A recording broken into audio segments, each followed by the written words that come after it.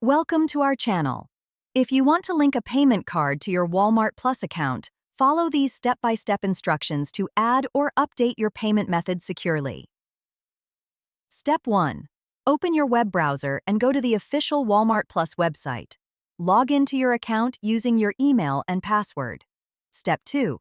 Click on your profile icon or account name in the top right corner of the page.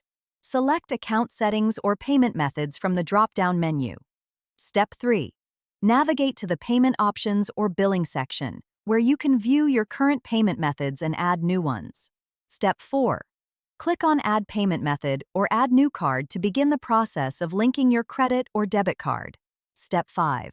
Enter your card details, including card number, expiration date, security code, and billing address. Make sure all information is accurate. Step 6.